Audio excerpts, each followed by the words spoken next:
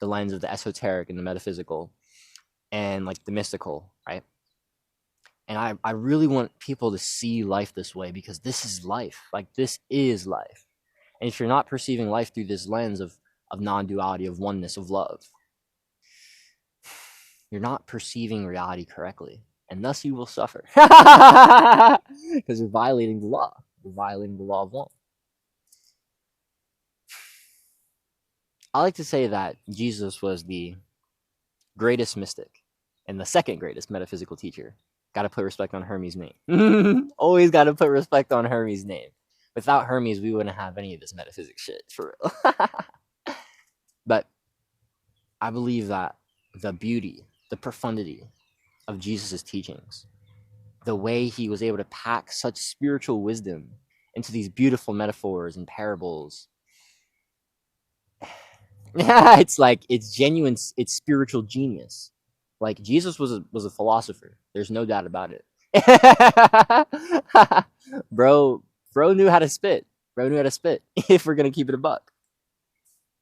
And it's just like, recently I've been going through the Bible for the first time, actually. Like, I grew up Christian, but I never really read the Bible, because I was like, last week I was thinking about this. I'm like, I'm gonna keep it a buck. I feel like I was kind of just keeping myself like God, like the intuition was just guiding me, like, nah, just stay away from any dogmatic beliefs that could possibly infiltrate us. I already didn't resonate with like teachings of hell or salvation by confession. I really never resonated with salvation by confession, honestly. Like, I never sat there and felt like amazing about like confessing Jesus as Lord. Like, I only like genuinely like did that a few times. Like, the true conviction, oh yeah, Jesus is my Lord and Savior, and his death on the cross has cleansed me of my sins. Like, if I'm gonna keep it a buck, I don't know if I ever genuinely felt that in my heart. I don't know if I did. Maybe I might have a couple times, but it's like I just couldn't get down with salvation by confession. I can't get down with hell. Eternal conscious torment? How could our all-loving God ever do that to his children? And after my first mystical experience, which was during a prayer, I'll tell a story real quick, actually. But after that experience, I couldn't perceive life any other way. So it was like, I was watching a actually, hold up. I'll let y'all wait. I'm gonna make y'all wait. I wanna hit this. It's fucking tucked, lol. Yeah, I just want to say real quick, actually. I got like, I think like somewhere between 5 and 10 new subs. I think it's like 5, 6, or 7. But we got new peeps from the first episode of Smokes and Spirituality, which was cool. So I'm glad y'all are here. If you're tapping in right now, appreciate y'all. We lit. And that's cool. We're just going to keep vibing. I mean, where's my lighter? Oh, my lighter. I think it is.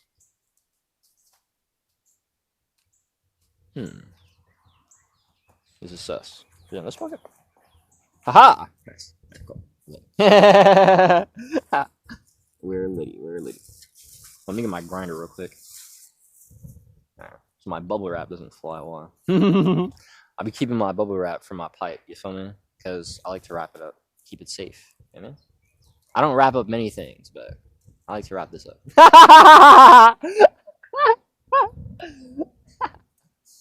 Yo, gang, if you're hitting the shit with me, just tap in. God damn it, this wind.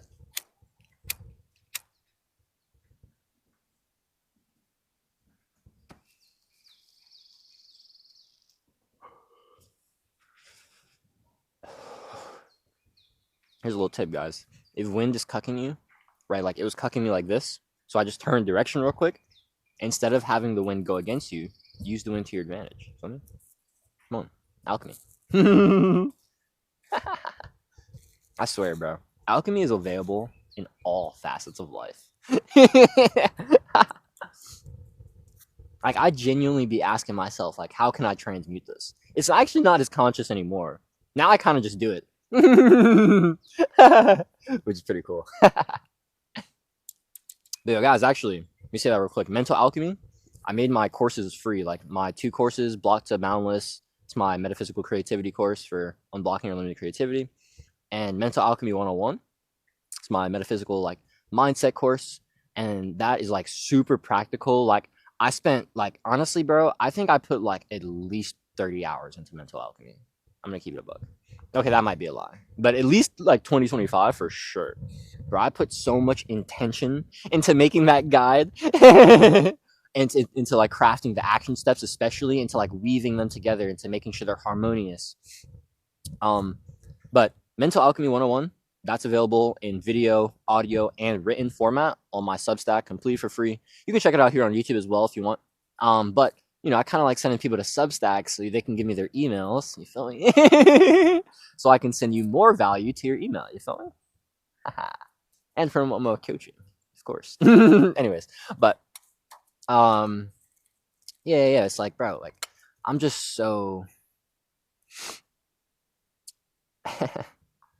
I'm so like, I guess, ingrained in like the alchemist mentality, and I feel like that really should be how everyone is, and everyone can be that way. Like that potential is available for all of us. You feel me? So, like I said, Mental Alchemy is for free. Check out that bottom link in the description. That says free courses and guides, or courses and guides. Could also just check out. Oh, I mean, also have like an ebook on it as well. The Mental Alchemy and Law of Attraction for mental health. I'm just gonna plug all my shit now, you man. Might as well. Yeah, bunch of free stuff. But hey, if you want to pay me so I can like help you with mental alchemy, that's also available. You can book a call with me. First link in the description. All right, no more plugs. Nice. Actually, hit me up on the gram. Facts, bro. Facts. I've been turning up on IG recently. I've been having hella fun on IG. I'm not gonna lie. I'm about to run that shit up. I was thinking yesterday, I'm like, bro, I'm about to make the gram my bitch. I'm not gonna lie. Like 10K on the gram, that's like nothing. I'm not gonna lie. That's nothing for the kids, bro. I'm about to run that shit up. All right.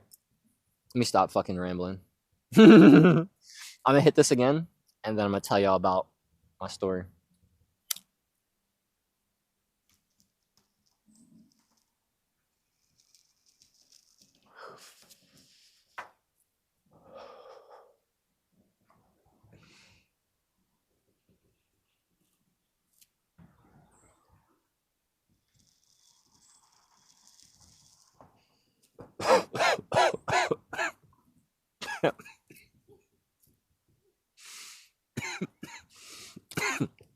Shit. That's real. Fuck me.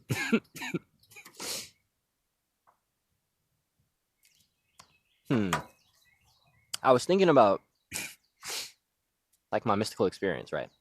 I was like, I feel like it's not much. I was thinking about like titling this video "My Mystical Experiences and the Metaphysics of Yeshua," but I'm like, might as well just tell the whole story, right? Of how I got here. Spiritual teacher, man. Fully in purpose, in love with life, in love with God, in love with myself.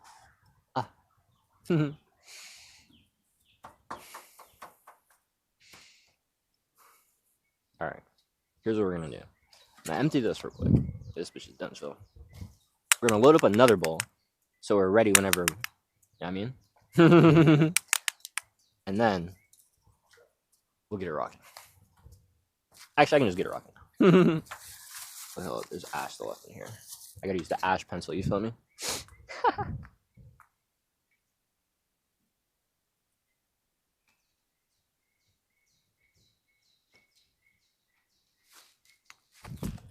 All right, we're lit.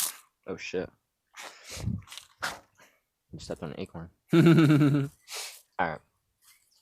So, like I said, I grew up Christian, but personally, I wasn't super religious, and I wasn't in church that much.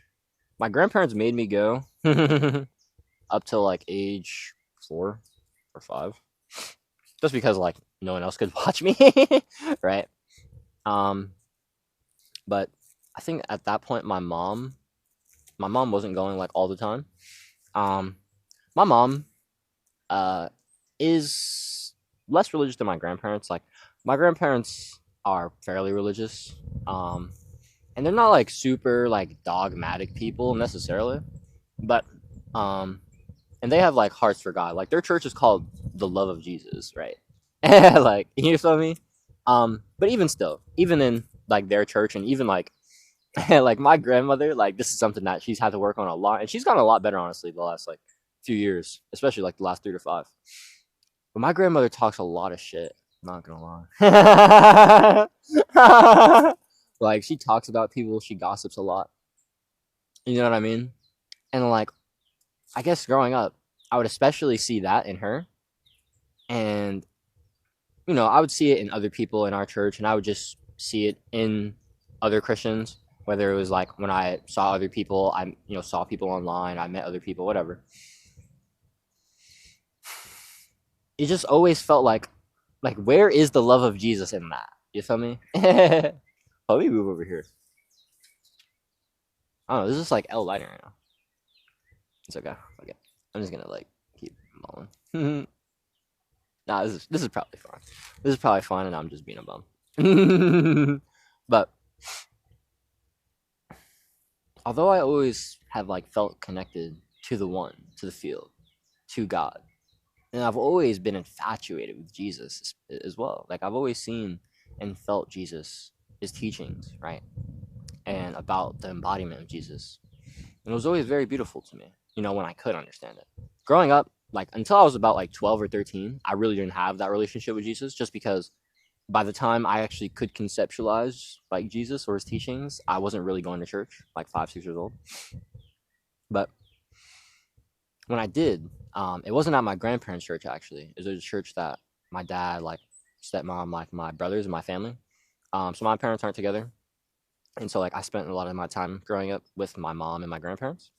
Her parents, obviously. And then my sister as well. My sister is my full sibling. And then I have a stepbrother who's my sister and my stepbrother are the same age. He's older than me. They're 26. I'm 21. And then, no, fuck. My sister's 27, actually. Wow, fuck. No, I'm tripping. Nah, she's 26. I'm tripping. All right. But yeah, I'm 21. Brother's 25. Little brother. So I'm the middle kid on the dad's side. See, this is another very interesting thing, but we'll talk about that. On dad's side, right? Middle kid, there's me, and then there's my little brother Ye. He's 19 right now, and there's the youngest Mari. Mari's 16. So there's always been like this very interesting dynamic for me, jumping back and forth between like being in the house where I was basically like the youngest, and I could just be isolated and be myself more often than not, because like my sister was always doing her thing. She had her own room most of the time. Growing up in my grandparents' house, oh man, this is very interesting. I'm not going to talk too much about this because I just don't feel like rambling about it. But I'll just say that when I was with my grandparents, the first like 6, 7 years of my life, when I was with my grandparents, I lived with my grandparents for about like 3 seasons, from like growing up till I was about 6, 7, 8. That was with my mom, and then me, my mom, my sister, we moved out. I guess I'm just gonna fucking explain it a little bit. And then like elementary school or middle school, I would kind of go back and forth between staying with my mom or staying with my grandparents, also staying with my dad. That shit was less crazy, bro. Like, oh my gosh, bro. I had zero stability basically growing up. And in that stability in the home also came stability with my identity, who I was in that environment, who I had to be, what things I had to do, what responsibilities I had, what obligations I have, right? If I'm the youngest, right, in one environment where I'm literally the youngest in 3 generations, grandparents, mom, sister, or at least in 2, grandparents, me, right? I'm the youngest in that aspect, but then also, I'm literally just like the youngest like child. It's like I have like no responsibility. Like I'm the baby, right? They nurture me, they baby me, they take care of me, and that's always how it was, especially with my grandmother, right? But when I go to my dad's house, it'd be whoop, boom. I have to be like I'm the middle kid, right? And thus I have responsibility. Mari wasn't there for the first few years, but Ye was always there as long as I can remember. Right? I'm only a year and a half older than Ye. You feel me? And so it's like I always had this dynamic of like, wait, hold up, like jumping back and forth between, oh, I can just ball out and do whatever the fuck I want. I'm chilling. I'm like big balling. I can have my space whenever I want. Between, okay, now I have responsibility. There's no space. There's no such thing as personal space in my dad's house until we moved to Georgia. Until I was 13, we didn't know what personal space was when it came to dad's house. It wasn't a thing, right? We all shared one room more often than not. Like Malik had his own room when we got older, but when I was like there, staying at my dad's house, whether it was every other weekend growing up when I was like up until 8, and then middle school, yeah, about like 4th grade, I would go week on at dad's, week off, like week on at dad's, week at mom's or grandparents, back and forth, back and forth. That's how it was until I left for high school or left for after 7th grade for 8th grade. That's when I came here to Georgia with my dad. And honestly, that was an iffy decision for me. But I mean, obviously, I'm glad I did it because I wouldn't be here right now. It was a huge catalyst because it led to a lot of emotional experiences, a lot of rifts that happened in me and my dad that really had to come together. It showed us a lot of things about ourselves and about our relationship that we had to heal. And me and my dad's relationship has been amazing since. I'm not gonna lie, there's still things that I feel like personally I want to be better with my dad in terms of like being more vulnerable, more authentic. Just like spending more time with him as well. Like while I have it, like I'm kind of I want to be digital nomad, man, right? And that's awesome. And it's like, yeah, that's amazing. But at the same time, it's like at the end of the day,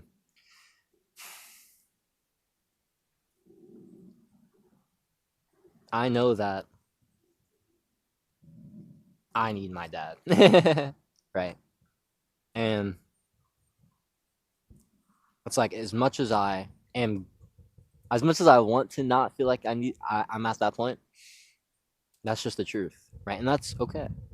But I want to get to the point where I don't because I feel like that's the next step for me and it's going to be so amazing. It's going to be so beautiful, right? But at the same time, once that happens, like there's never going to be like that point where I can just like, of course, like I could just like ball out and like come back and live with dad if I wanted to, but realistically, I wouldn't want to. If we're going to keep it a bug, right? I'd just be doing too much crazy shit, like trying to take over the world. You feel me? And that's what my dad would want me to do. And he knows that I'm not gonna do that living in Lawrenceville with him. More often than not. So it's like, if we're gonna keep it a buck, I I have to really value this time I have with my dad and with my family here because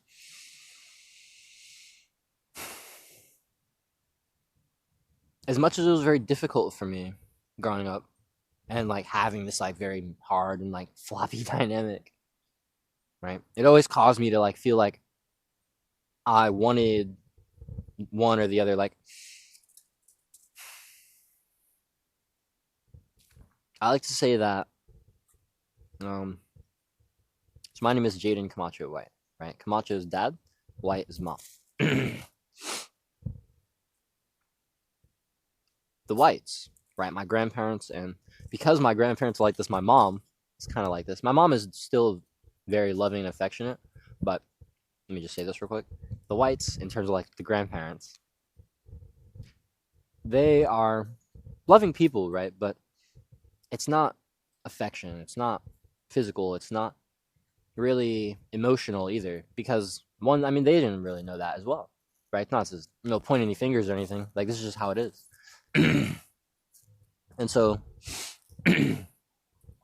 I it's been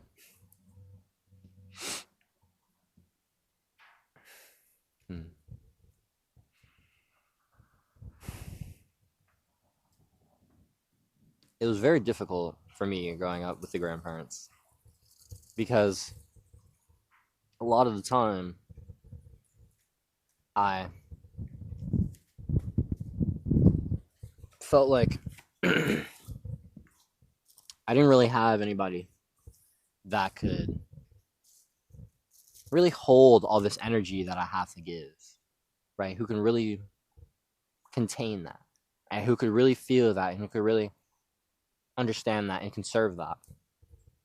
And I feel like my dad was that main figure in my childhood, but eventually me and my dad's relationship started to rift as well. And although mom could be there for me, it wasn't really how I desired. And so I just kind of closed off because I felt like no one could. This is something I'm still working through. I'll keep it real right now. But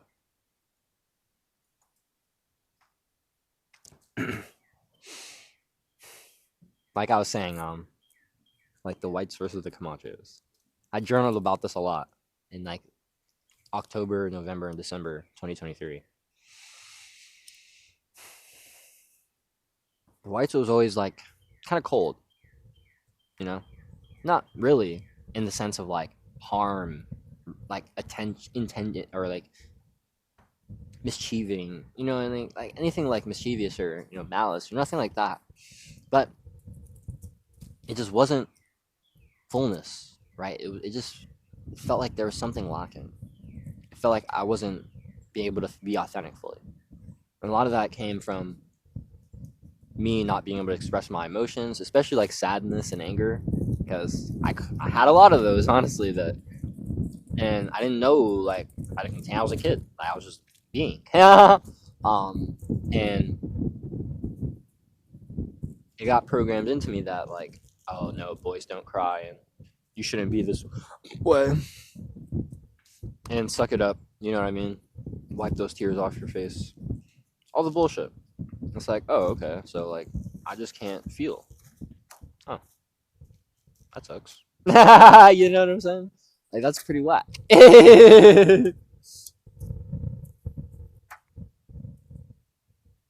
Feeling is healing. You have to feel the things you've been repressing.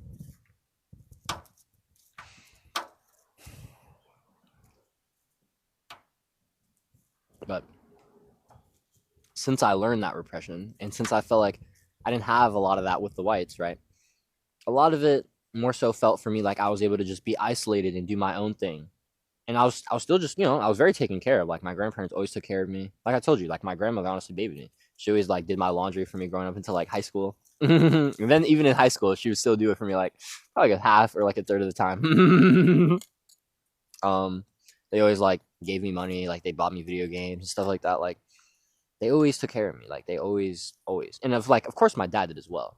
But it's like, like how grandparents are. Like grandparents will spoil you. And like that's always how it was for me. But that's very interesting because then I would jump to my dad's house, which was full of love, full of amazing and abundant energy, right? But it was a lot, yeah, right? Like I wasn't used to all that shit. I had a lot of it for myself, but in terms of like taking all of it in and like being able to contain all of that for other people, like on end, like I couldn't, like there was no stop unless we were sleeping. Like me and all my siblings shared a room. Like we could go to the living room, of course, but like I didn't really do that much. Parents were usually there. Like Mo wasn't usually in there. My sibling. It was like you're tough. So like I feel like I didn't really have like personal space. I feel like I didn't have that time to go and be like isolated and be myself. Like that's something I really need and I really value. And I feel like I got a lot of that, and I needed that with the grandparents, with when I was with mom, and I got none of that when I was with dad. Pure polarity. There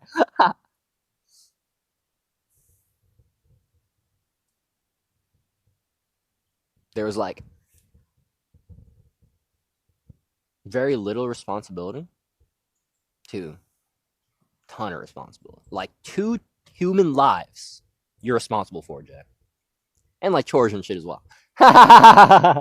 It's like, wait, hold up.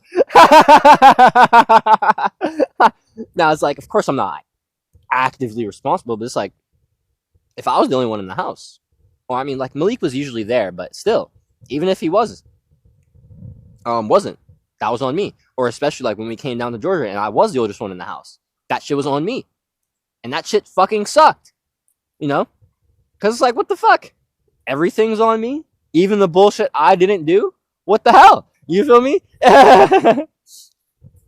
It's like I always understand like the like the manager argument. It's like, oh, it happened under you. You're like the manager, whatever.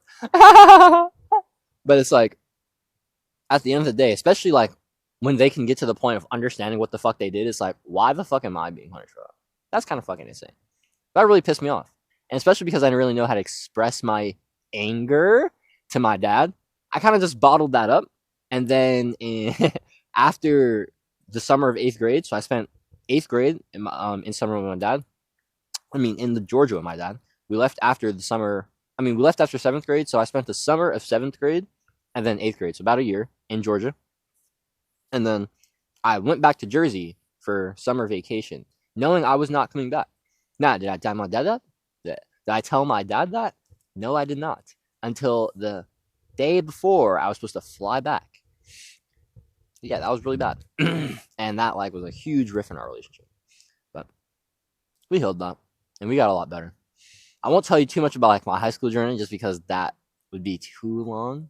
We're just gonna say there's a lot of girls, a lot of drama, a lot of inadequacy, a lot of low self-worth, a lot of attaching myself emotionally to girls, a lot of lostness because I didn't really care about math and science anymore, even though I loved them. I was like, wait, this is weird. And I started getting super depressed because I was like, wait, what the fuck? I can't do shit. I can't do anything right with girls. I don't care about math or science, which I thought were my loves, and I thought I wanted to go to college for these things, which is what people want me to do. So it's like, oh, what the fuck? And so I'm like, I'm not into programming. I was just fucked, honestly. I was really fucked. She was really bad for me. I had a lot of great moments in high school. Like, high school is not all bad for me. High school, I had a lot of amazing moments. I was also super depressed for a ton of high school. This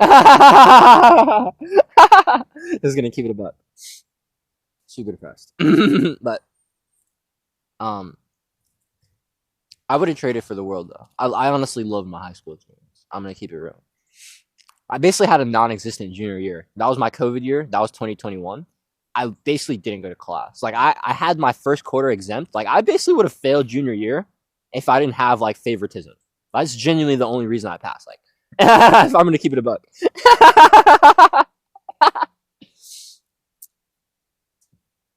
But the main highlight of my high school journey was the GOAT, Miss Mick. That was my social worker. And Miss Mick taught me so many things that were foundational to my mental health journey about how to truly understand my thoughts, my emotions, how to understand what these emotions mean, how to say what these emotions mean, how to communicate these things, how to find awareness, how to link things, how to understand why certain things are happening. Right? Like I had so much awareness of myself in high school because I was always an introspective kid. I was always like a super analytical kid. I always wanted to know. I started getting like super into like psychology and mental health stuff around that time. And I also was just like obsessed with shows too. And I would learn through shows, honestly. I've always been a lover of learning through shows. Because wow, like story teaches us so much, you know what I mean? Story teaches us so much about the human experience. It's like at the end of the day, what is life about except understanding the experience that we're all having? It's about understanding God. It's about understanding ourselves. Like that is the purpose of life. To know thyself, to love thyself, and to ruthlessly express thyself. Because by doing those three things, you allow the one to know itself, experience itself, and love itself on deeper and deeper levels.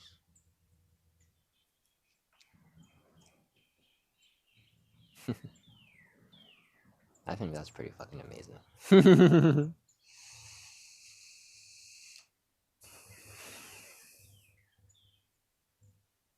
Miss Mick taught me a lot.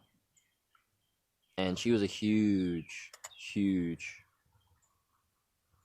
part of my journey in terms of showing me how to find things, how to search, how to expand my awareness. Unfortunately, I wasn't really willing to do the work to embody. I wasn't willing to let go, to forgive. I didn't know how to do those things really either. And I wasn't really willing either. But eventually, in May of 2023, I got willing. Because I'd spent the last 5 months in hell.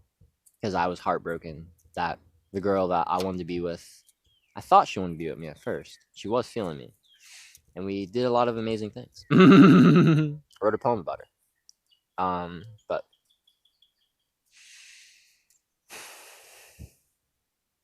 she said that she couldn't be with me. And I know why. And like she had a lot of things going on with herself as well. But those reasons about me, I didn't know then. I know now. But it was very apparent. I was purposeless. I was lost. I didn't even really care about myself. Right. And obviously I attracted someone like that. But I think that she could see that I actually had something in me, which is why she liked me. And honestly, I can only have so much gratitude. I don't like saying her name, but I'm gonna fucking say it. Like, I only have so much gratitude for Andrea.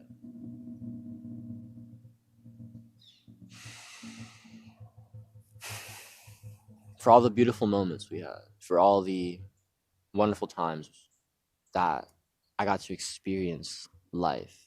I got to experience love. I got to experience God through her. The ways that she mirrored my own beauty, my own power back to me. The way I got to adore her beauty, her power.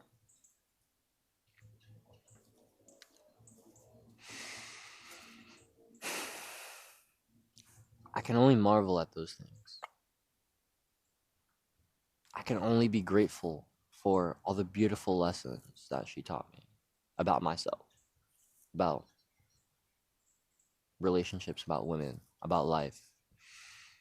Now, did it take time for me to find those lessons, for me to alchemize them, for me to transmute my experience, my lead, into awareness, into consciousness, into gold? It did. It did take time. But it did happen. And it's possible for all of us. We are all alchemists. Genuinely. And the thing is, like, when you can turn your suffering into gratitude, that is when you can never suffer. Yesterday, I was talking to my boy BK about his relationship that has been on and off, but full of love for the past 5-6 years. Genuinely, like, they're 21 right now. And, like, my dog Jaya, her birthday was literally yesterday. Shout out my dog Jaya. 21st birthday. But we're 21. And they started messing with each other when they were sophomores in high school. That's 15 years old. You know what I mean? Like I said, on and off, but their relationship between the last 5-6 years has been like 3 of those years, I think. Like half of that time. They've either been talking or like just been together. And they shared a lot of firsts together. And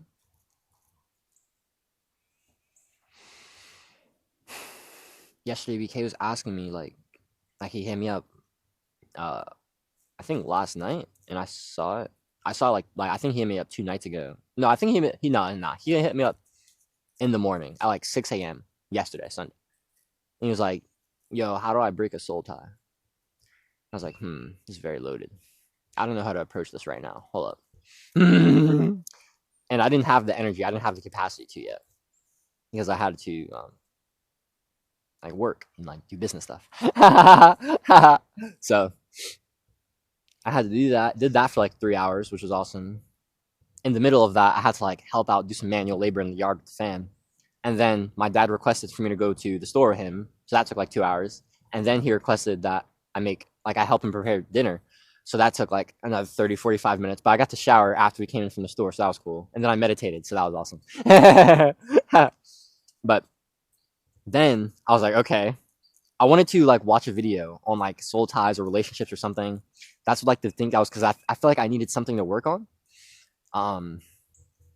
And so there's this really cool spiritual teacher. Her name is Maria, who I love. She's done like a few things. I watched like a soul contracts video with her, by her, back when I was with Aaron in August. And it was really cool getting her perspective on this like new teaching of hers, karmic relationships, still soul contracts, but then soulmates and twin flames. I won't explain that just because I don't have time for that shit. But I wanted to just have like a better foundation, and also just like I love just like learning and just like chilling. It's like when I like my like chill time, my rest time is like basically like being outside, walking, listening to content, smoking, maybe reading, some spiritual text. You feel me? It's like, bro, that's my downtime. That's my rest. That's when I'm like, oh, I'm lit. You feel me? It's like when I'm like in the house, like I genuinely hate being in the house, bro. I fucking despise being inside unless there's something to do. It's like if I don't need to be in the house to get this done, like a certain work task or like eating or like cleansing myself or sleeping, you feel me? It's like if I don't need to be in the house, why am I here? It's like I feel so limited in the house. I feel so unconnected. I just feel not myself, honestly. And I just don't feel like myself when I'm in the house. When I'm not connected with oneness, with nature, when I'm not physically like exchanging, or I'm not energetically exchanging with people as well. Like I just and it doesn't always have to be with people. Like I don't have to connect with people every day. Most of the times I do just because like I'm working at the gym now and like I'm at the gym, but I don't have to every day. Like 4 days a week, it's probably good for me. I could do it those other 3 days as solo. Probably. If I'm keeping maybe. I don't know. That's probably a stretch if I'm keeping it a buck. Maybe five. But I feel like that is just so important for me. Like I'm not myself without those things. You know what I mean? I don't know how I got there. I was rambling. Anyways. Oh no, I do remember. But I wanted to do that. I was telling the story about BK. All right, I was telling the story about what I did before I talked to BK. So I watched Maria's video. That was like 50 minutes. I went and I didn't have any weed, so I went to cop some more, and I rolled up and I smoked. So I was watching that. You know what I mean? Watching that while I smoked, and I was lit, and it was awesome because I was learning a lot about like my previous relationship with Aaron and like things I had and like things that I wanted to work through myself. It was just very expanding for myself, and I knew that I could help like weave this into like what I was helping BK with a bit, because it would just expand my awareness of it and help me approach the situation with like a relationship approach, you know what I mean? Relationships in mind. But yeah, man, it was very beautiful because, like it was hard for BK, and I think it's going to be hard for him. It was hard for him to like understand why he was still like holding on to like wanting to be with Jaya, or like having this like energetic tie to her. Like although he doesn't really want to be in contact with her, he still wants to, like he doesn't want to block her. Like he doesn't want her to contact him, right? But he's kind of sticking because she be calling him up and he be answering. I'm like, wait, hold up, you're kind of bullshit. But he's like, but I be wanting to make sure she's good and that nothing's wrong with her. I'm like, okay, I mean I respect that, but it's like one, they're in like a long distance relationship, right? BK lives here in Georgia, Jai lives in Jersey, right? Because BK is going to school right now. But it's like, it's like if the only way you guys really talk to each other is through phone, like either that's on FaceTime or that's like texting and shit. If that's the only way you'll contact each other, that's the only way you exchange energy. You feel me? And so it's like I broke this down to both of them. I'm like, yo, like metaphysically, y'all are still together. It's like energetically, you're still doing the exact same shit. Like this is still a tie. You feel me? And like at first, BK was actually the one holding on to it, and now the pendulum is kind of swelling, and Jai is kind of holding on to it. It's very interesting. I observed that yesterday. I was like, oh, rhythm. That's very interesting. Rhythm always compensates, baby. The pendulum swing certainly does manifest in everything. That was a cool thing to observe as an alchemist, as a hermetist, as a student of the Hermetic principles, baby. But I was trying to explain to BK that he needs to be able to let go of needing to be with Jaya in the future, right? He really the reason they're together isn't because they don't want to be together, or isn't because they love each other. They genuinely want to be together and they really love each other a lot. But they both have personal things that it's not really possible for them to work on in the relationship because they don't have the capacity. You know what I mean? It's like the relationship can't really be like, they can't grow in the relationship. They can only maintain the relationship because they're personally not growing, and inherently they don't have enough energy to grow for themselves because they're too busy giving it to each other. They need to focus on themselves and grow for themselves. They need to heal these things within themselves, and then they could possibly come back if you know, if that's what they both want, if that's how life is, if that's God's will, right? But if it's not, that is something we have to accept, right? And I was trying to explain to BK that it's like, here's the thing, BK. You already have all of the amazing moments. You already have all the beautiful times. You already had all the sacred moments that you've shared together. And you can have these beautiful lessons, and you can have these things that you've learned about yourself and that you're going to learn, that can be enough. And that is enough if you choose it so. And I feel like that's something that all of us need to be able to come to. This is something I really learned from Aaron. Like after Aaron, like this is when I really got to this point of like, I can hold on to the good times, the great times.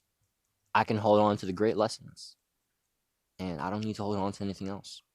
I don't need to hold on to this relationship. I don't need to hold on to her. I don't need to hold on to some identity I've been clinging to.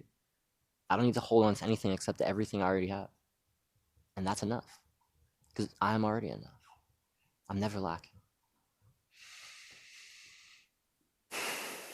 Neither are you.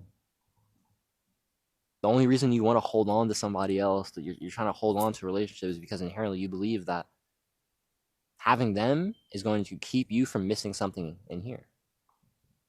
Thing is, the only thing that's missing in here is you. You got to get that. And that's already here because it's you. You just have to heal your mind. Fix those misperceptions. Jeremiah 4:4 said, circumcise your heart. I like to interpret that as shed away the beliefs that don't serve you.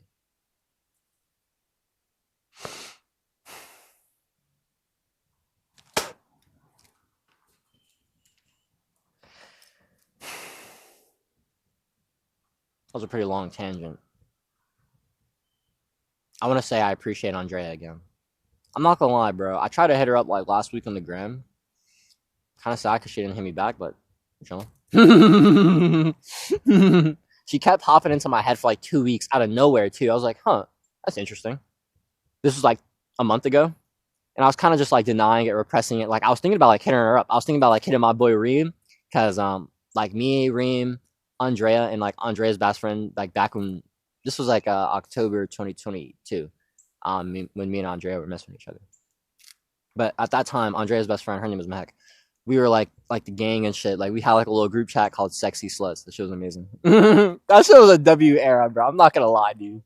In terms of like my escapism, degeneracy era, that was like peak. Fuck, bro. I had a lot of good times with Andrea.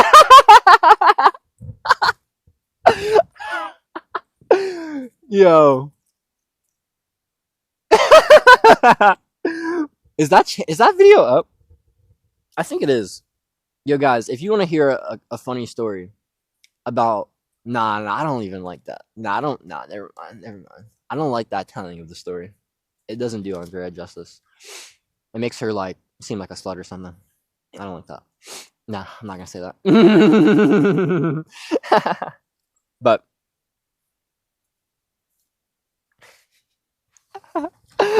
if you guys want to hear about that, let me know, and I'll tell you in another video. In like next episode of Smoke Spirituality, I'll tell you, because we're ranting, and I only have an hour left, and I'm supposed to be talking about the fucking metaphysics of Yeshua, and I still have to tell you guys about my mystical experiences story. Oh man, I love sitting here yapping. This is awesome.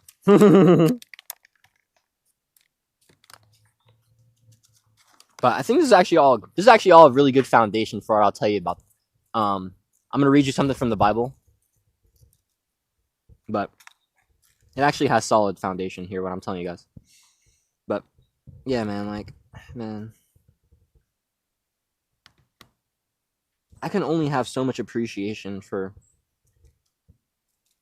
And obviously now this is like, obviously this takes like a greater perspective. This takes my awareness now, right?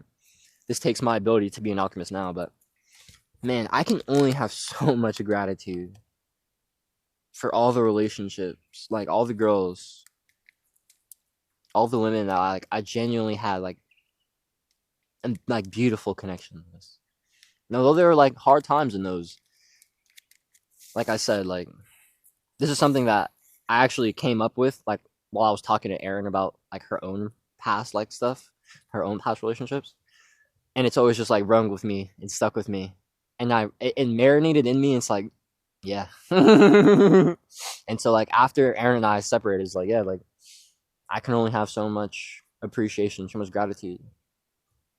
And like the saying was like, we can be grateful for the great times, we can love the great times, and we can also be grateful for the lessons that the ungreat times taught us. We can be grateful for those great lessons. And like that can be enough. We don't have to hold on to anything else. We don't have to deny anything. Right? We can hold the beautiful times we had, and that can be amazing. We can cherish those.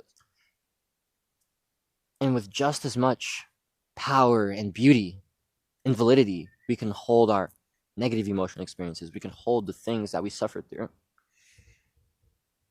Because ultimately, they were the catalyst for more beauty, for more depth, for more love, for more greatness, for evolution. And that is everything. That is everything. Wow. Man, God is amazing. Fuck.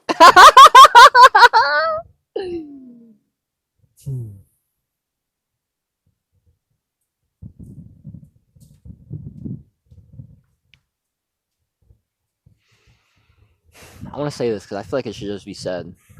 I like to smoke. And I'm going to be honest. I smoke more than I should. And it's because I like smoking to connect with myself. And the thing is, I don't need to smoke to connect with myself. And I know that. You know why? Because I do it every morning when I meditate. And it's always pretty fucking beautiful. And I kind of just want all of us to hold in our awareness without judgment. I don't want you to judge yourself. Because that will only lead to more grief, more suffering, holding on to more darkness. Mercy triumphs judgment. That's in the book of James. But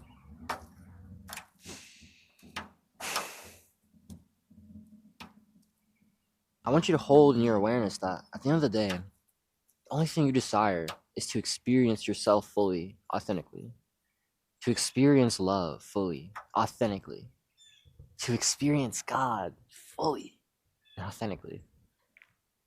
To experience others fully and authentically. To experience reality fully and authentically.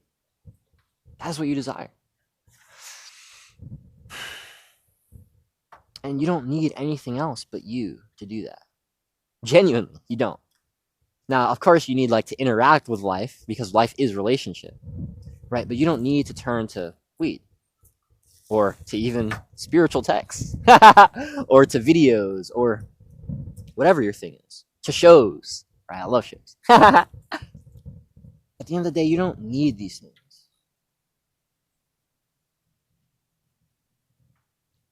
And I think that knowing that you already have all of the power within you is just something to hold in your awareness and to let it resonate in your heart. To understand that you're already enough. And you already have more than enough. Because you're made in the image of your creator. Unless you are infinite, you are abundant. You are already more than enough. And if you choose to perceive your reality that way, you'll have more than enough as well.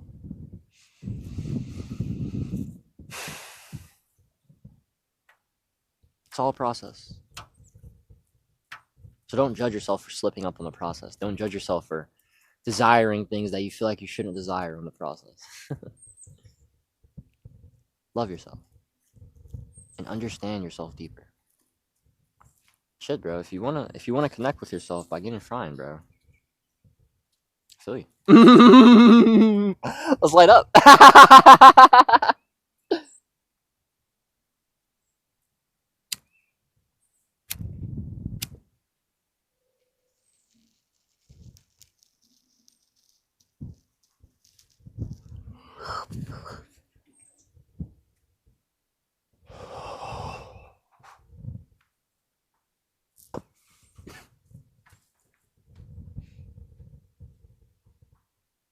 This week, like the last week and a half, 2 weeks, I've been having more conversations, which has been so amazing because this is really my purpose. I'm gonna just plug this because I kind of plugged it as like if you want to give me money, but even if you don't have money or you don't want to give me money yet, if you just want to talk to me, just click on that first link description because it's honestly a free coaching call. I just like talking to people. Like I just want to talk to people. This is my purpose. Like I made all my courses free and shit because I don't give a fuck about monetizing content. I don't fucking care. I don't give a fuck. I just want to fucking coach people. I just want to talk to people. That's all I care about. And that's all I'm going to do until I attract people that want to pay me for it. I don't fucking care. That's it. That's it. That's it. And so it's like, until that happens, I'm just going to give all of my content away for free so people can see me as valuable enough to give me fucking money.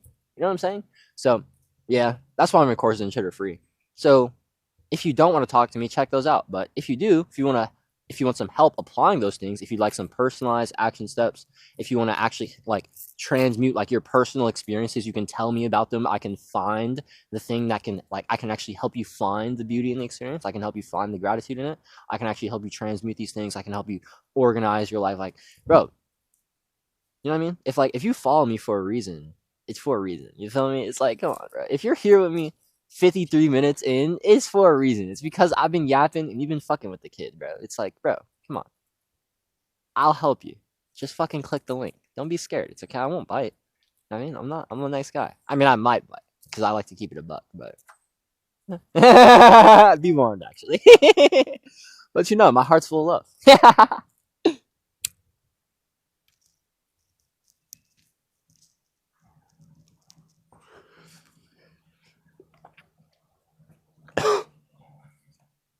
I'll only smack the shit out of you to get you into alignment. You know what I mean? Mm-hmm. I like slap you out of misalignment. That's what I want to do. So like, yeah, it should hurt.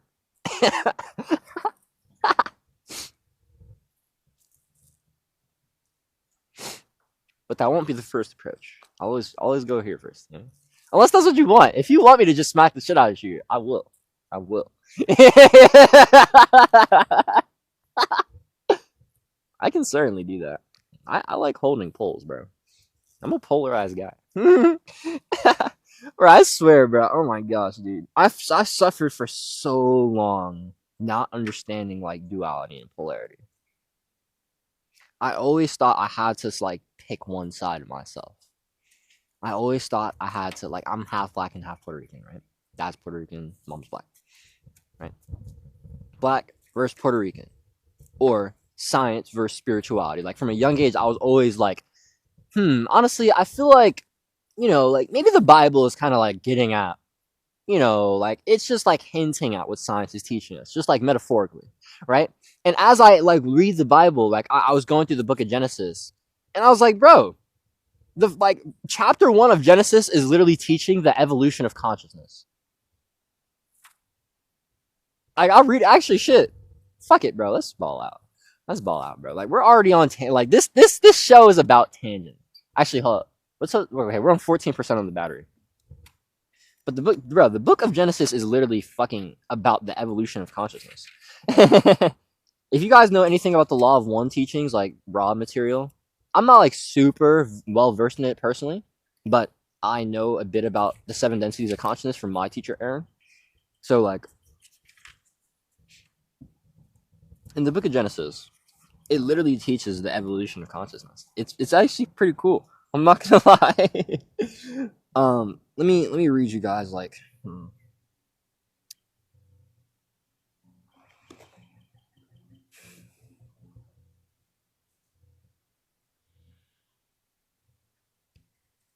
Nah, okay. I don't feel like actually reading all this because that would take too fucking long.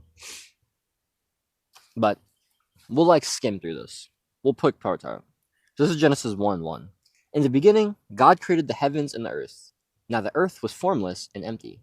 Darkness was over the surface of the deep, and the Spirit of God was hovering over the waters. Genesis 1:3. And God said, "Let there be light." And there was light. God saw that the light was good, and he separated the light from the darkness. God called the light day, and the darkness he called morning, or he called night. And there was evening, and there was morning, the first day. Okay.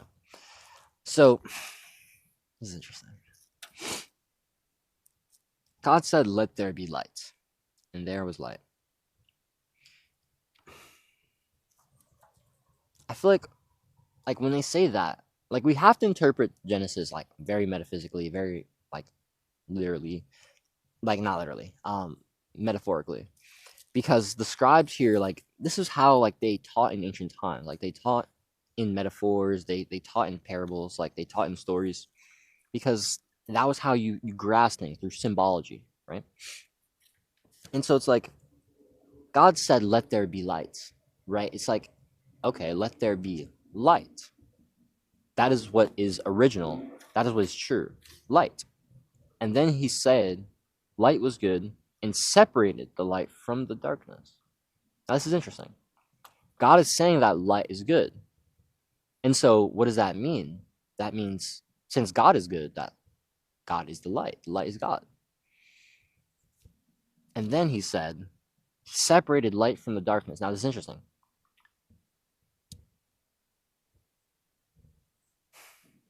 In creation, right? Let there be light, right? This is creation.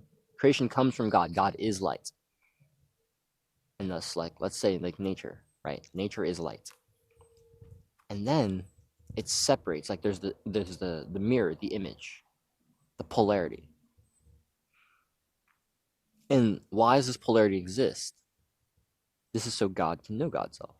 This is the mirror that God is able to know itself through. Without polarity, how can the one, which is only light, understand itself? That's the thing. It's like, oh, that's crazy. Like Genesis is literally just teaching metaphysics right here. But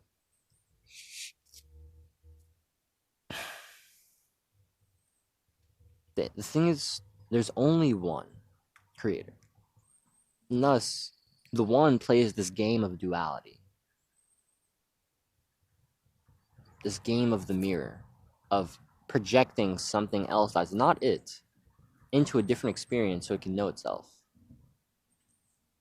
And through this game of duality, through this polarized experience that we have, we're able to attribute to helping the one know itself and experience itself and love itself on deeper and deeper levels. And that is so beautiful. And thus, the book of Genesis is saying right here that all that comes from the Creator is light. But there is a mirror, the darkness. And it's an illusion. It's not actually truth, right? Because God is light. And what God created is also light. And so it's like, okay, everything is light. But then there's like this separation. There's duality. But it's not true separation because there can be no separation because there's only one. There's only light. And so this separation is merely a misperception.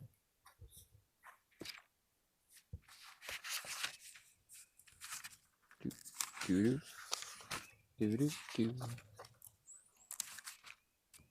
it. Okay. Dang it. Okay. And the Bible's so beautiful now. Okay, let's see what else we got here. I'm gonna skim through this.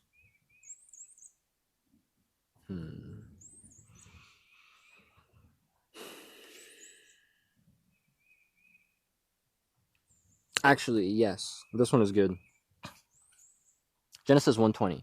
And God said, "Let the water teem with living creatures, and let birds fly above the earth, across the vault of the sky. So God created the great creatures of the sea, and every living thing with the water, which the water teems and that moves about it, according to their kinds, and every winged bird according to its kind. And God saw that it was good.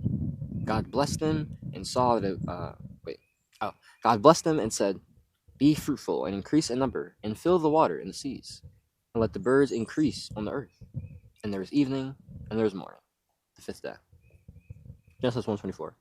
And God said, "Let the land produce living creatures according to their kinds, the livestock, the creatures that move along the ground, and the wild animals, each according to its kind." And it was so. God made the wild animals according to their kinds, the livestock according to their kinds, and all the creatures that move along the ground according to their kind. And God saw that it was good. Genesis 1:26. It's my favorite.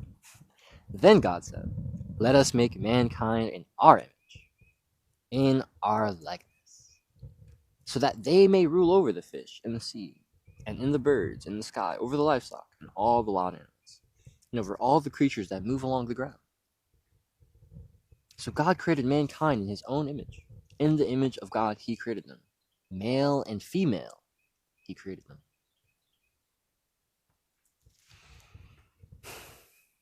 That's actually the perfect foundation for what I'm going to teach you later about Jesus.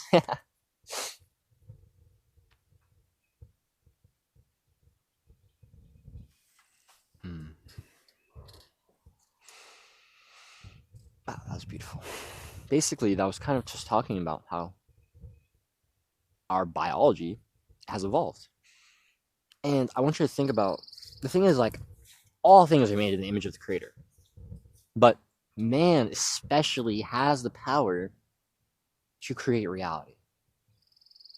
And that level of consciousness, it is above that of the fish in the sea or the birds in the sky or the animals. And thus, it needs to be emphasized that man has this level of awareness, this capability for consciousness that needs to be understood, needs to be respected.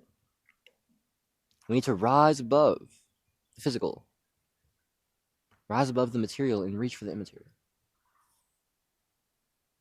In the Emerald Tablets of Thoth, it says that the immaterial man and the material man are connected by the intellectual man. The mind is the realm that allows us to truly be one with the all, the spirit. Because the thing is, it's like, it's not necessarily the mind that allows us to be, but it's the mind that has the misperceptions that we're not already, right? Because inherently, when we're babies, we're already all one. I love when Jesus says this in the Gospel of Thomas. He said this. I was reading this in the Bible. I was like, why? He said this in the Bible. I love that. I've been seeing so many parallels from the Gospel of Thomas and the Bible. It's been pretty cool. I think it's like 30% of like the teachings from the Gospel of Thomas have also like parallels in the Bible. But I love. I think it's saying 22. I believe it's 22. Jesus says, "These suckling infants resemble those who enter the Father's kingdom." And his disciples say to him, "Will we then enter the kingdom as suckling infants?" And he says, "When you merge the two into one, when you align with the inner, with the outer with the inner with the outer with the inner, the upper with the lower, when you merge the male and female together so that the male is no longer exclusively male and female no longer solely female, when you exchange an eye for an eye, a hand for a hand, a foot for a foot, an image for an image, then you shall be in the Father's realm."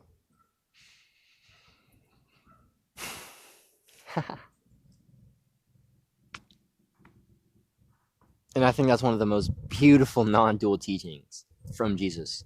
It's genuinely so fucking beautiful.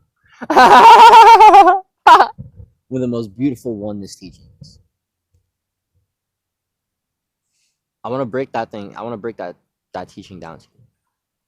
Jesus said that the suckling infants resemble those who enter the Father's realm. Now, why did Jesus say that? He said that because inherently babies are already embodied in their oneness. They don't know anything else. They haven't been able to perceive separation in their minds. Oh my gosh, I burned so much. They're not able to perceive separation in their mind. And thus, they're only able to experience, feel the oneness, the love of God. And so they're already in the kingdom. Because, your default is the kingdom. You're already in heaven. Heaven is a state of consciousness, a state of perfect awareness of oneness, a state of perfect embodiment of a oneness, of love and relationship with all. Total interconnectivity and love with the field.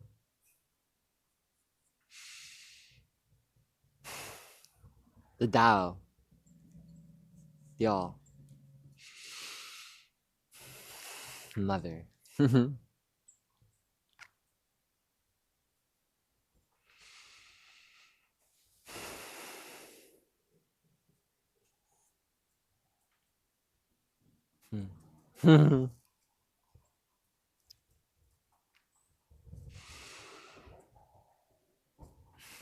That is who you are.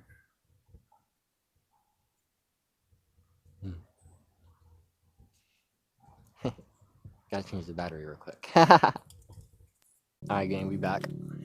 Hold on. Trying to see. Oh, I think this shot might be good, actually. Let's see. Oh, this is good. Okay. Yeah, let's do this. Let's rock out like this. Let's change it up a little bit. But I thought about it. I was like, all right, it makes sense to just teach you guys the metaphysics of Yeshua real quick. It's actually really related to what Genesis talks about at the end of Genesis, of what I read to you. Because let me finish teaching you about the Gospel of Thomas, actually, and then I'm gonna tell you guys about my story at the end. So, when Jesus said that when you merge the two into one, the inner with the outer, or the inner with the outer with the inner, the upper with the lower. When Jesus was saying the inner and the outer, he was saying you and your reality. You are your reality. You're in your reality, one. When Jesus was saying the upper and the lower, he was saying the physical and the spiritual, the material and the immaterial. I was going to say the physical and the metaphysical. I already said physical and the spiritual, though. I guess I should have said physical and metaphysical and the material and the immaterial. It would have sounded better if I said the material and the immaterial, the physical and the metaphysical. There you go. I'm not going to edit that, so y'all are just going to have to watch all those. You already did, so I don't know why I said that. I love yapping. But that's what Jesus meant when he said the upper and the lower, right? When he said the outer with the inner, he meant you and your reality. You and your reality are one. You create your reality. Your inner creates your reality. Your inner creates your outer, right? Your upper, your mental, your spiritual planes create your lower, your physical plane. Your inner creates your outer. When you understand that these two are actually one, when you understand that you are one with God, the two merge into one. When you believe that this perception of your mind in separateness, whether it's God, whether it's another in your heart, you have to understand that there is no separateness, right? There's only oneness in reality. And Jesus said that when you can merge these two things into one, the inner and the outer, you and your reality, when you can merge the upper and the lower, the material and the immaterial, the physical, metaphysical, when you can merge the male and the female, the masculine and the feminine, when you can embrace both your poles, when you can hold these polarities you can understand that divine paradox manifests in many ways. But that all of it inherently is to serve the one. Jesus says that when you exchange an eye for an eye, hand for a hand, a foot for a foot, an image for an image. And Jesus wasn't saying like a, like a, I do you, so you do, you did me, so I do you wrong. I mean, that is karma, how it works, that is all, it is how it works. But Jesus was more saying in a giving and receiving kind of way, right? The law of reciprocity. Of course, this is also known as the law of karma. But Jesus was teaching oneness so inherently, so boldly, so clearly. And he said, when you do these things, then you shall enter the Father's realm. I was like, shit, bro. What else do you want?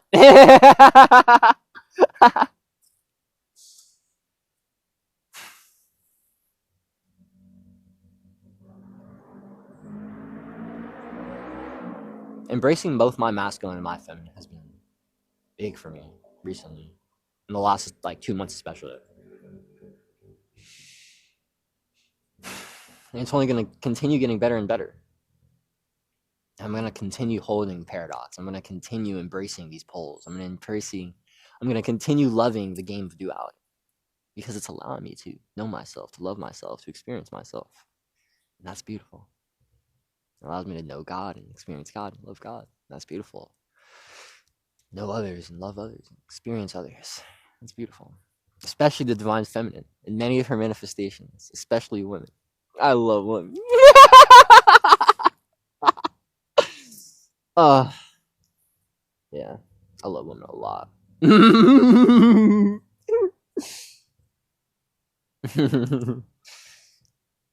I'm gonna say this right now. If you're an artistic, fit, philosophical, down to rock out, gym, dance with me at any time type shit, super dummy bad, spiritual mommy, if that's you, bro, slide in my DM. My shit is in, it's in the description. Slide in my DMs. All right, cool. Got to get that out the way. Because, I had to accept the other day, literally yesterday, I was like, bro. This is actually after I watched, this is after, while I was watching Maria's video about relationships that I told you guys earlier when I was watching, with BK, or for BK. I was watching it for myself, of course, as well. But, she had said that, when it comes to, your chakras that are activated and, where you, really hold from, and, kind of she was talking about it, as, a viewpoint. I definitely, in the throat, third eye area, definitely in the heart area as well, but, this is, where I'm operating at. You know what I mean? Especially here, the throat and the third eye are, very important to me. And when she was, saying that to me, and, when she was talking about it in the context of relationships, I watched another video of hers that made it, that confirmed it for me. But I was like, oh, shit. Because she was saying that's, you really won't accept or be attracted to anybody that isn't that level. You know what I mean? They just really, they won't come into your field. You won't even want to be with them. It's it doesn't really matter. You know what I mean? And so yesterday, I had to accept that it's honestly, I genuinely, all those things I just said to you are genuinely, the things I want. I want a girl, I want a woman who does all the things I do. You feel me? Not necessarily in all the same capacity I do them, but, she's got to be on the holistic approach. And she's definitely got to be a spiritual, philosophical. Oh my god, that shit is so hot, bro. I can't tell you guys how fucking, bro. I was talking to this woman a little bit ago, and when I tell you, her philosophy makes me want to fuck her so hard. Fuck me, bro. Oh my god. Anyways, I was like, oh shit, I can't settle for anything less. Okay. I can't settle for anything less, bro. So I'm not gonna lie. My girl has to be a spiritual philosopher. My woman has to be a spiritual philosopher. That shit is actually not negotiable. She's got to be on the same time and I'm on. It's like, damn. I have to be one, fully open to receiving that, and like actually knowing that, of course, those kind of like women are out there, and I can't like be in this like lack mentality of like, oh, those kind of people aren't existing, or like, I'll never find that kind of person. That's pure lack. That would be saying that in God's infinite universe, you can't have what you desire. That would be finite thinking, not real. You see what I'm saying? Like metaphysically, you're like not perceiving reality correctly. You have to shift your perception. You are able to desire and have anything that you desire if you have the self-worth and believe you can have it. That's the truth. Right? But at the end of the day, it's like I really had to accept that. I was like, wow, I really, really, really like do like desire like intimacy, like depth of intimacy. And it's not that I really want to like I need to be in a relationship. Like I'm lit. Like I'm fucking balling out, bro. I fucking love my life. You feel me? But it's like, fuck, man. Like I love sharing intimacy. Like I love experiencing women. You feel me? Like I love experiencing the divine feminine through women. I'm gonna keep it so real with you, And it's like that can be one woman, that could be multiple. I'm not really particular, but it's like at the end of the day, it's probably gonna be one at a time, of course, because it's like realistically, although like although there's no limitations in God's universe, it's like the ability to experience those things in this finite reality is, it's operational in space time, right? And so if like you don't have the potentiality to actualize that, right? If you're not that level to attract that, or if you're not open to attracting that, you're gonna cut yourself off, and it's gonna be possible that you don't experience that, right? And so I kind of came in that awareness, and I was like, dang, bro, I gotta really put out this desire that, okay, I have to stand convicted in that, like, this is what I truly desire. I can't like settle for any other bullshit, right? Because then I'll be like sending mixed like signals to the universe, like, wait, hold up, I thought this is what you wanted, but now you're settling like you want this. Like, wait, hold up, you feel me? And so it's like if I just focused on what I truly desire, like the one thing I truly desire, and I was able to use that and truly be open to receiving that, then only then would I truly actually be able to attract that. And so I kind of had to come into that awareness. I was like, okay, cool. So I'm going to be open to that because I know those kind of women are out there. And I just have to keep being me, leveling myself up. And it's like, yeah, when she comes, she comes. And if she goes, she goes. And that's going to be amazing. That's going to be beautiful. And I'm just going to be grateful that I was able to experience that. You know what I mean? That's really just my mentality right now. And like, honestly, it's like, wow, I just want to experience women. Like I just want to experience life in the divine. Honestly, like, I just want to experience the divine feminine. She's just so amazing. Mother is so amazing. She's so beautiful. I just love her so much.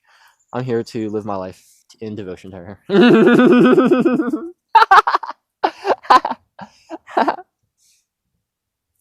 Oh shit. I almost dropped my light from him.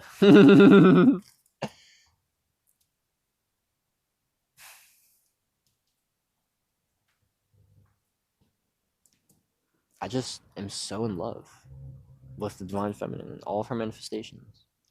In Mother Gaia, in nature, in cannabis, in art, in creating, in women,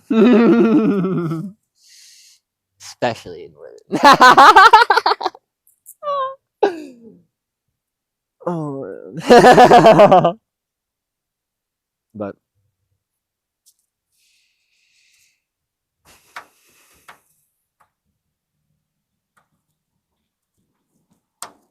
it took a while for me to actually get to that point of being able to love and appreciate women, which has always been a quality of mine. I've always adored women, adored the divine feminine, always. But there was attachment. There was unhealthiness there. You know what I mean? And I won't act like I'm fully there yet, but I've done a lot of work. And now I feel like there's like, especially like with women, like I don't need to be with a woman. I don't need to be in a relationship to feel like I'm whole, to feel satisfied about myself, to feel loved by myself. Nope. I can give all those things to myself right now. You know what I mean? Like, I love myself right now. A lot. I'm pretty fucking amazing. I'm not gonna lie. I'm pretty amazing. And it's taken me a long time to get here. But I'm not gonna lie, like, spirituality was a huge thing for me. Spirituality and creating, man. That's why those are my 1-2 punch. I need to my most recent issue of Jaden's Curiosity Chronicles was titled "The 1-2 Punch to Own Mental Health." Spirituality plus creating, baby. Oh yeah. You feel me? You gotta know who you truly are, and you gotta express who you truly are, baby. You feel me? And you can't know who you truly are if you don't know who you truly are from a higher perspective as well. You feel me? Jesus said the upper and the lower, the inner and the outer, the masculine and the feminine. Come on. We got to know oneness. We have to see life. We have to perceive life through this non-dual, metaphysical, esoteric lens.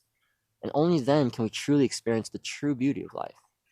Only then can we truly love. Can we truly be connected to the field.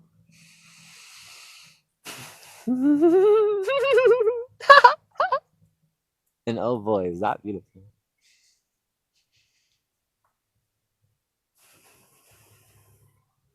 All right, let me teach you these metaphysics of Jesus real quick, and I'll finish my story.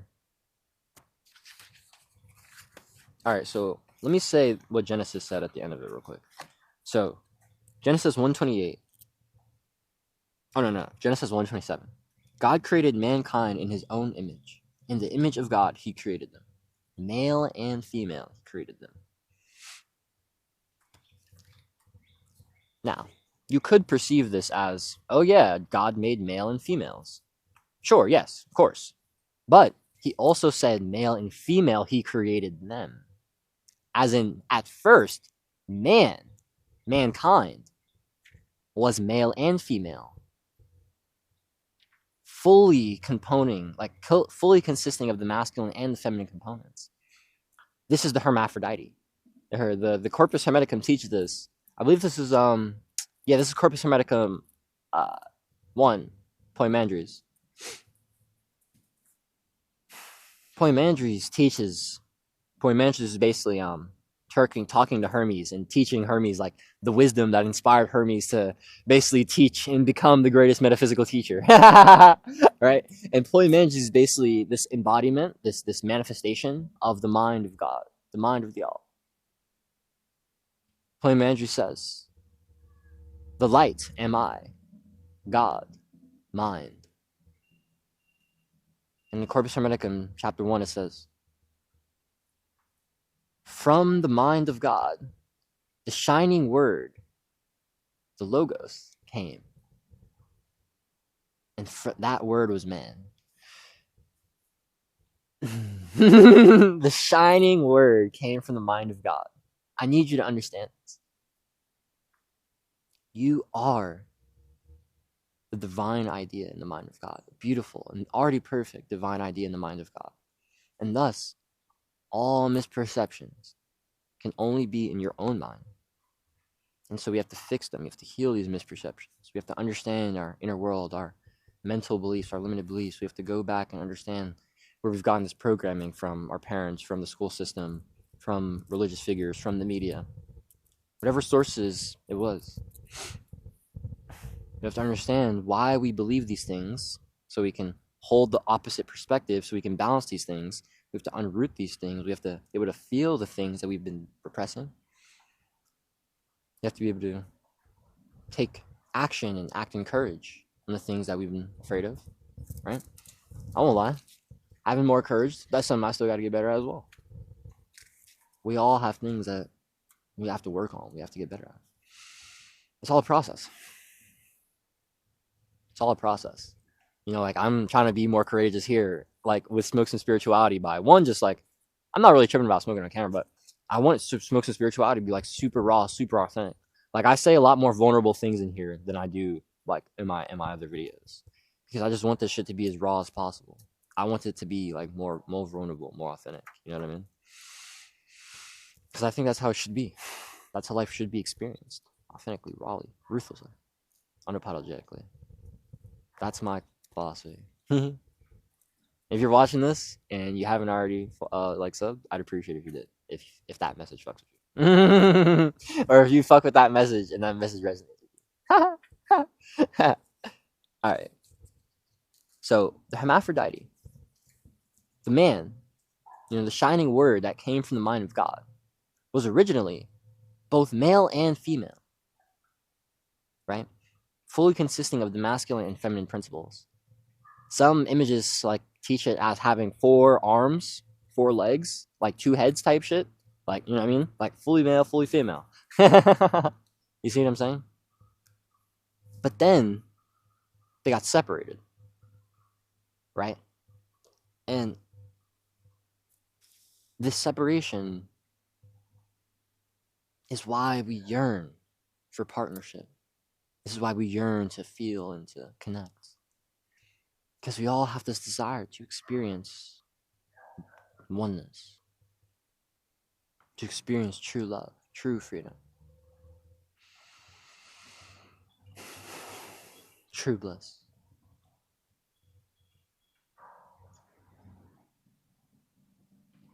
And it doesn't have to be a horrible or an insecure or a fearful or a shameful act to desire intimacy and sexuality with somebody. It can be extremely beautiful, and it is. It can be extremely sacred, and it is. And it could and should be that alone. Because the physical embodiment of union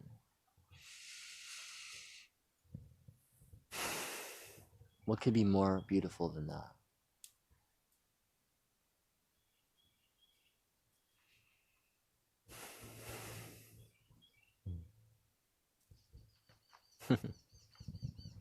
But I want to talk to you guys about when Jesus talked about divorce. Okay.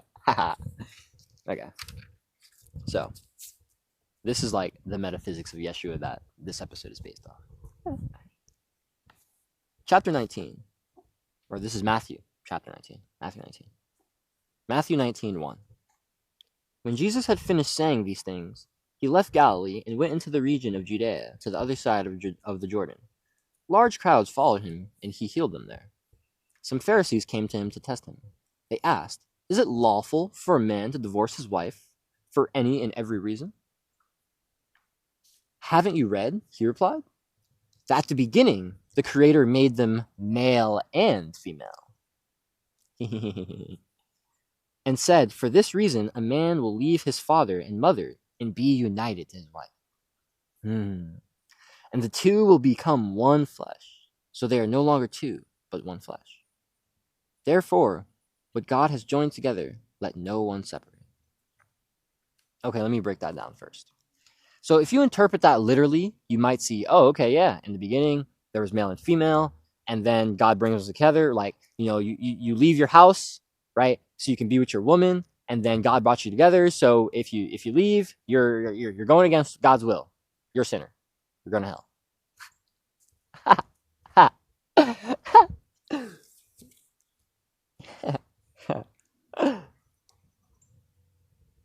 That's not what Jesus meant.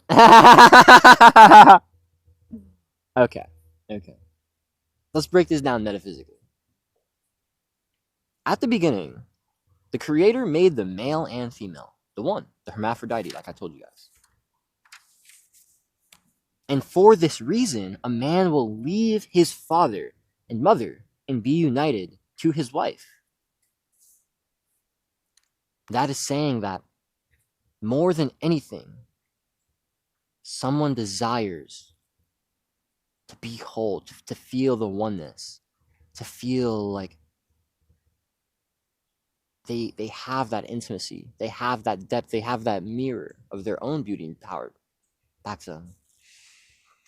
To experience that love of the other person, to experience the love of themselves.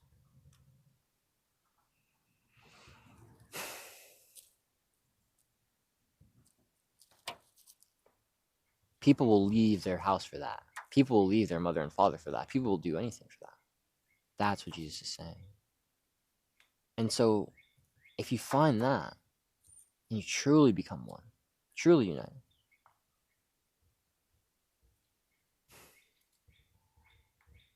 The two will become one flesh. Now, this is interesting. You could just say, oh yeah, like physically they're just living as one person. And it's like, kind of actually, it's like inherently when you bring two people together, it actually does create like this other like symbiotic relationship, like an egregore, like egregore, I don't know how it's pronounced actually. But it creates another entity. That relationship is an entity itself that creates energy. And it influences the physical as well, the mental. You could interpret that literally if you wanted. It is pretty literal as well. Then he says, so they are no longer two, but one flesh, right? Therefore, what God has joined together, let no one separate. For me, when I hear Jesus say this, I really see him saying like the two and you. I feel like Jesus is not talking actually about divorce between two people, but I think he's talking about divorce within yourself, between your own masculine and feminine, between your own inner and outer.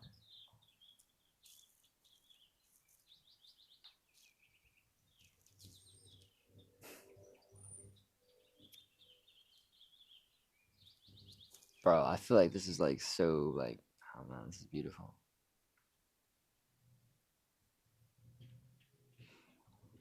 The first part is like purely the metaphysics of Jesus, honestly. The rest of this you can definitely, or well, the second part you can interpret more literally, if you desire. So this is 19:7. Why then, they asked, did Moses command that a man give his wife a certificate of divorce and send her away? Jesus replied, Moses permitted you to divorce your wives because your hearts were hard, but it was not this way from the beginning. I tell you that anyone who divorces his wife except for sexual immorality and marries another woman commits adultery. It's like, honestly, that one is like, you know what I mean? It's like, I feel like when, I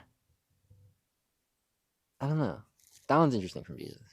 I don't, like, I hear that and I'm like, was that really in the mouth of Jesus? Like, genuinely. That's one of those things at the Bible where I'm like, I don't know about that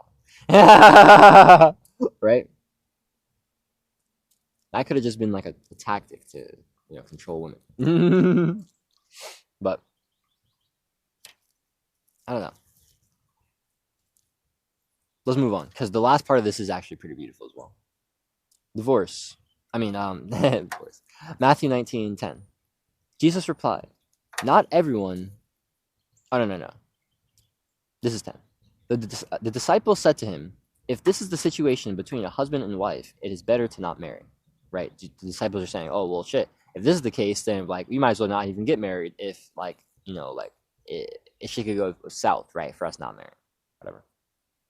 Jesus replied, "Not everyone can accept this word, but only those to whom it has been given. For those are, I don't know if eunuchs is how it's pronounced, eunuchs who were born that way, and there are eunuchs who have been made eunuchs by others. And there are those who have chosen or choose to live like eunuchs for the sake of the kingdom.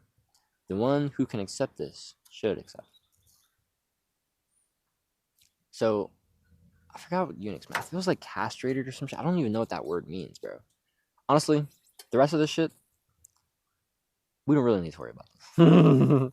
That's not really the metaphysics of Yeshua. I was more so talking about, one, the spiritual union that he was alluding to in like the male and female when they were together.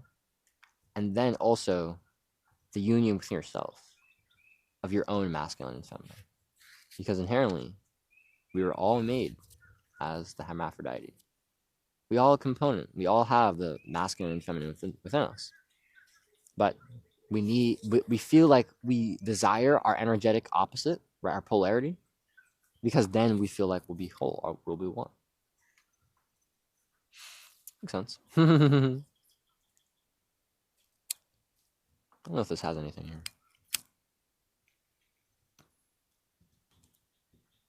Nah. There's about 12 minutes left on the camera. So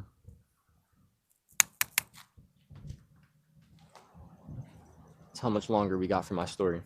Can't yap too much longer. I can tell it's quick though. I was just yapping for a while, talking about me growing up. It was important though, because duality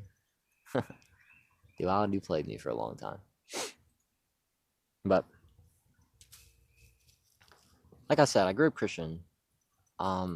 But since I was never like super religious, connected to my religion, I didn't really have much connection to God outside of like feeling God through science and math. Felt God very much through math and science. Didn't understand it and know it then, but I definitely did. Like looking back now, very obvious. But I felt connected to God through art as well, through nature. So like I was tapped in when I was a kid, honestly, until I was like 8. Until I was like 10 actually. 10 is like really when everything shifted, like middle school. Especially when I got like my PlayStation. When I got PS4, it was a wrap.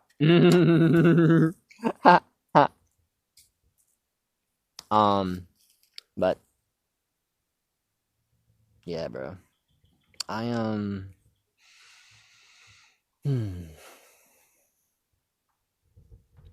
I didn't really have much connection to God spiritually. And that was just kind of the consistent all up until 2023, to be honest. Now I'd like tapped into like astrology like in high school and shit. I'd always like fucked with astrology and I always like believed in it. And I always like to say that like I feel like everything happens for a reason. Like there's a higher power. Like I always felt like there's a higher power. I always felt like I didn't necessarily believe in like the Christian doctrines, right? But I always believed in God. And at the end of the day, like I always felt like I had just the intuition of like who God truly is, what God truly is. Law, love, one, truth, beauty, goodness, unity.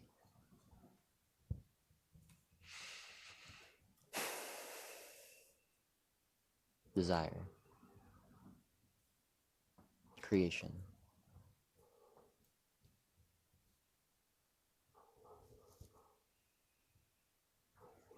everything, life itself.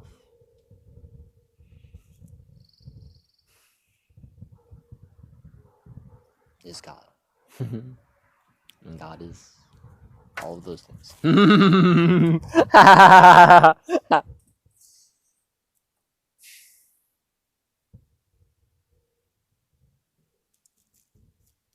Unfortunately, I was pretty disconnected from that. And so, like I told you guys, I got super depressed in May 2023 or I was super depressed in January because Andrea had told me about, like, she basically told me she was with a guy and she told me that, like, she didn't want to be in a relationship with me. And then I was like, oh, okay, so I'm like a piece of shit. I guess I just suck, blah, blah, blah, blah. You know what I mean? Just super, like, unworthy land, I guess. And that sent me down to the pits of hell.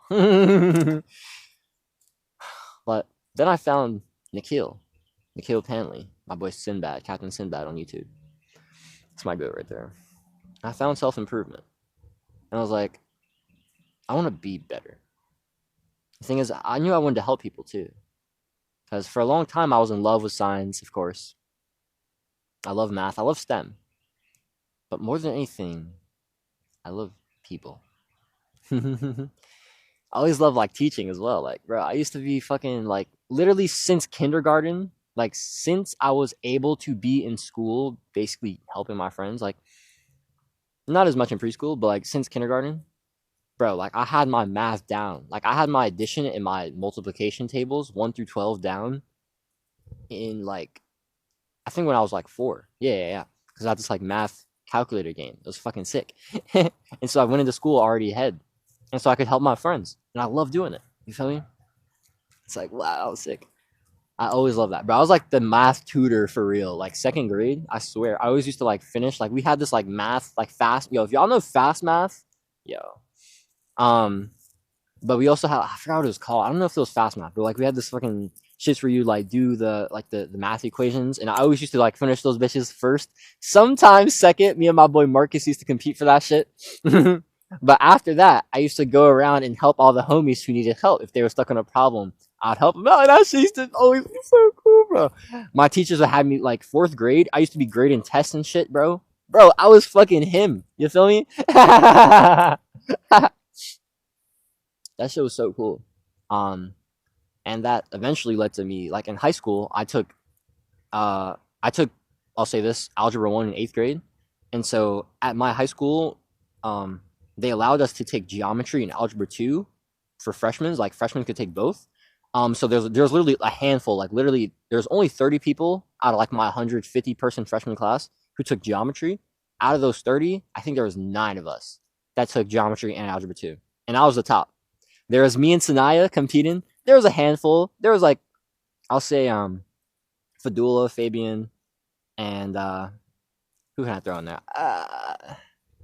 Nah, no one else deserves to get thrown in there, honestly. But honestly, no one was above me. If I'm just gonna keep it a stack, no one was above me. Sanaya was always like my number 2 in math. And I'm not gonna lie. Sanaya was always like, she always had me in other subjects, like in English and fucking history. She could always have that other shit. But like math and science, I always had to hold down. Like those are my babies, bro. You feel me? But the thing is, I always had a love for math and science. But the thing is, like I told you guys, it was because it's how I feel connected to God. It's how I feel I understand God through the nature of existence, through the nature of reality. Right? It's like I love the interior and the exterior sciences. I like to be a physicist and a metaphysicist. The physical sciences are pretty fucking cool, right? But the metaphysical sciences, those are where I feel like my heart is really at, right? And that's because inherently, like, I'm a spiritual philosopher, but I love the sciences because they allow me to explore from the material up, and they allow me to and just feel so interconnected and understanding and knowing and being able to love this physical reality. And I think that's just so beautiful.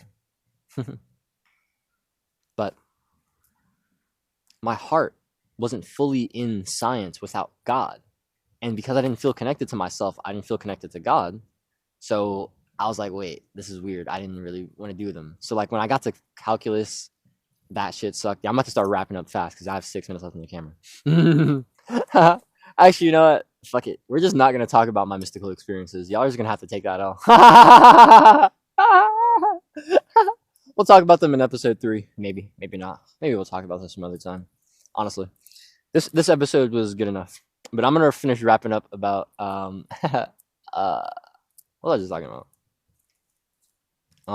My love for science and math and how my heart wasn't fully in it, because I actually like that point. I feel like, you know, I saw this somewhere on Substack, and that's why like I'm saying this, because it really hit for me. There's so many of us who have this like intellectual side. We have this part of us that is like really in love with the intellectual, the sciences, the material, like even business and like maybe even fitness, stuff like that. But there's something that's missing without the spirituality. And you don't know that. But without the spirituality, without the interconnectedness, without the feeling of the oneness, the purpose, the contribution, the love, the devotion, without feeling these things in the physical things, without having that inner world driving and fueling and feeling like you're truly one with the outer world, without that, it doesn't really matter. And that's how I felt. I didn't know that, but that's how I felt. And so when I went into college, I like started and I was like, well, what the hell? I'm like, I was majoring in physics, but I didn't care. And then I wanted to major in like sociology because I was like, okay, I want to help people. And it's because like, honestly, that's what I thought about social work because like I said, Miss Mick, my social worker, she helped me a ton. And I thought that was maybe something I was interested in. But then I got to the point, fast forward to May, where I was like, yeah, honestly, I'm fucked and I can't help nobody if I don't help myself first. So that's when I got into self-improvement, started watching a bunch of content, got on my spiritual journey really when I would listen to, rather, Way of the Superior Man. That's when I like got my eyes open to metaphysics. I started dabbling in my Christian roots again from December to January, which led to my first mystical experience, which was in early January. First 2 weeks of it, I don't remember exactly, during a prayer. And then I really found, I got introduced into non-duality through a Know Thyself podcast in March. So coming up on a year. I believe it was mid-March. And then I found Aaron Abke and his teachings on Jesus, and then I like dove head deep into his teachings on Christian mysticism and then Law of One, stuff like that. So I learned a lot of my metaphysics from Aaron, and then from the spiritual texts that I read, stuff like the Tao Te Ching, the Corpus Hermeticum, so a little bit, the Kabbalion, especially the Gospel of Thomas, the Didache. So this is where I'm at. This is my spiritual journey so far. Very devoted student to the esoteric, devoted teacher, because I genuinely believe that everybody should perceive life this way, and I know it's my purpose to help them see that way, and to also help them express who they are. Because if you're not also living who God has created you to be, then you're missing a part of it. You know what I mean? You're not getting the whole thing, and I don't like that. I don't like that people aren't getting the whole thing. So yeah, I'm gonna call it here again. I appreciate y'all tapping in. That was awesome. Actually, let me leave y'all off with a teaching from Jesus real quick from the Gospel of Thomas. Just because I feel like it'll hit. I'm gonna just find like something random in here. I'm gonna just pull this up. We got 3 minutes on here. See what we can pull.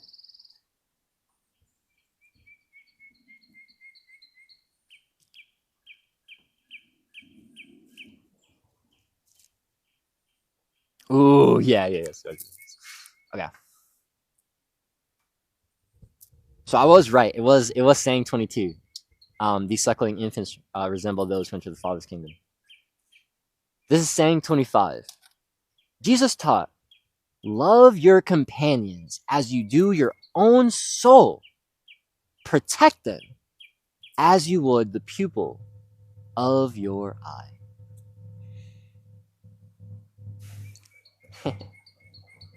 If that isn't the law of one, the law of love, the law of giving and receiving, I don't know what it is, man. The metaphysics of Yeshua. So simple. So profound. Beyond beautiful. Alright, I'm out of here. Do it today. Be better for it tomorrow. Stay blessed. Stay loved. Catch y'all. Peace.